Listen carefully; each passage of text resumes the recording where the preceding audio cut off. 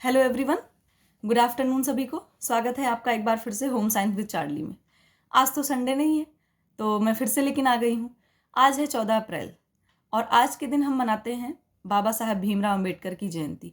सभी ने स्टेटस लगाया होगा, दूसरे का स्टेटस देखा भी होगा, सबने कहीं ने कुछ पढ़ा होगा। आप लोगों ने जो पढ़ा है आप लोग भी ज़रूर कॉमेंट सेक्शन में ज़रूर शेयर करिएगा।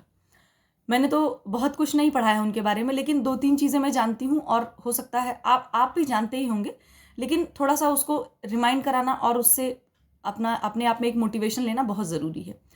ये बात हर किसी को पता है कि उन्होंने संविधान बनाने में अपनी बहुत महत्वपूर्ण भूमिका निभाई, उनका बहुत योगदान रहा।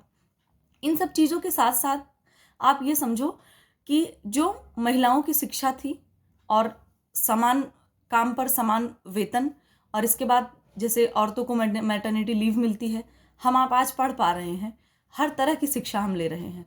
जिसको डॉक्टर बनना है, इंजीनियर बनना है ना, और टीचर बनना है, कोई भी डिफेंस में जाना है, कहीं भी जाना है, पुलिस बनना है, वो सारी चीज़ें आप देख रहे हो कि महिलाएं हर काम हर चीज़ कितना रोल प्ले कर रही हैं।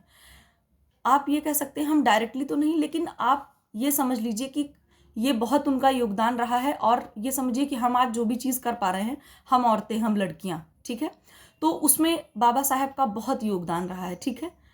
तो आप ये जो आपको ये अपॉर्चुनिटी मिली है, या हम ये कह सकते हैं कि इतने देश के आज़ादी इतने सालों बाद मिली देश को हमारे, कैसे भी करके हमें आज हम यहाँ पर हैं कि हम जो चाहे वो पढ़ सकते हैं, जो चाहे वो कर सकते हैं।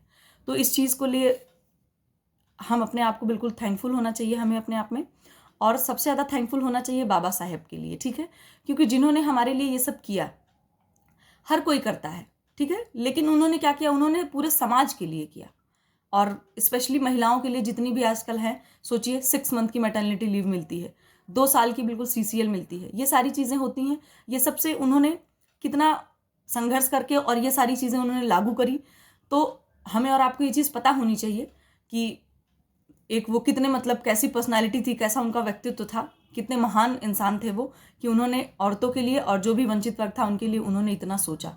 और आप ये समझिए, शिक्षा के लिए उन्होंने कितना कुछ किया। उनको जो है नॉलेज ऑफ सिंबल बोला जाता है, और बात तो सही, उनके पास कितनी डिग्रियां थी, है ना।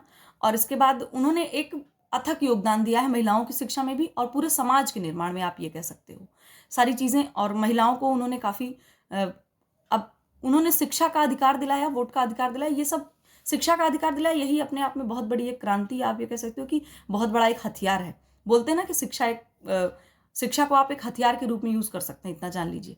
अब हथियार का मतलब यहाँ मारने और दौड़ाने से नहीं है, लेकिन आप सोचो, अगर आपके पास नॉलेज है ना, और आप समझदार हैं, तो आपके साथ कोई गलत नहीं कर सकता है। आपको कानून की समझ है, आपको हर चीज़ की जहाँ जहाँ भी आपको समझ है, तो उस क्षेत्र में तो एटलीस्ट आपसे कोई गलत कर ही नहीं सकता है। और शिक्षा एक ऐसा हथियार है कि जो आपको कहीं ना कहीं हर क्षेत्र से आपको जोड़ देता है। तो आप ये कह सकते हैं कि जब आपको हर क्षेत्र के बारे में थोड़ी थोड़ी नॉलेज रहेगी, तो आपको किसी भी क्षेत्र में कोई आपसे ज़रा सा भी गड़बड़ नहीं कर सकती, ठीक है। और तो ये सब बातें हैं, और ये एक जनरल बात थी, और मुझे थोड़ा सा लगा कि मुझे आप लोगों के साथ डिस्कस करना चाहिए, तो मैंने किया। और बाकी तो बिल्कुल सही बात है और हर किसी को पता ही होगा। और तो मैं ये कहूँगी कि आप लोग भी जो आपके अधिकार हैं, उनके अधिकारों के प्रति जागरूक रहिए, और अधिकारों का हनन बिल्कुल मत होने दीजिए। और जो भी आपके आसपास हैं, है ना, जो आपके जानने वाले हैं, आपके दोस्त हैं, आपके भाई बहन हैं, उनको भी अवेयर रखिए, वो जागरूक रहें। सिर्फ अपने अधिकारों के प्रति भी जागरूक रहिए और अपने कर्तव्यों के प्रति भी जागरूक रहिए, ठीक है।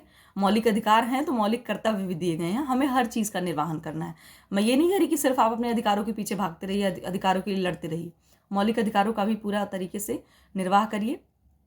और आप ये समझिए कि कई सारे देश ऐसे हैं कि जहाँ पर अभी भी उनको समान काम के जितना वहाँ पे काम किया जाता है उस हिसाब से वेतन नहीं दिया जाता है।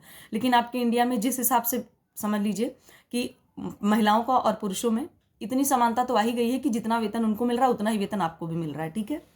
तो धीरे धीरे उन्होंने बड़ा जितना संघर्ष, या कह सकते हो आपकी जितनी उन्होंने मेहनत करी थी, उसका धीरे धीरे अब रिजल्ट आ रहा है। वो अब तो नहीं है, बाबा साहब अब नहीं है, लेकिन कम से कम जो उन्होंने सिखाया या जो वो चाहते थे, वो चीज़ें हम आप धीरे धीरे कर सकते हैं, और हो ही रहा है, बिल्कुल बदलाव जारी है। और एक चीज़ मैं आप लोगों से और कहूँगी कि बदलाव का स्वागत करिए, जो भी चेंजेस आ रहे हैं उनका बिल्कुल स्वागत करिए, तत्पर रहिए उनके लिए। पॉजिटिव चेंजेस, नेगेटिव की बात नहीं कर रही हूँ, ठीक है। तो ये तो मैं आप लोगों से हमेशा कहती हूँ कि आप लोग बिल्कुल पॉजिटिव रहिए, हंसते मुस्कुराते रहिए, स्वस्थ रहिए, चलिए ठीक है, फिर से ऐसे ही कुछ होगा तो ऐसे ही आपसे मिलते रहेंगे। और आप तब तक अपना देखिए और पढ़ाई करिए, एंजॉय करिए, खुश रहिए। चलिए ठीक है, तब तक के लिए tata bye bye, take care, bye bye.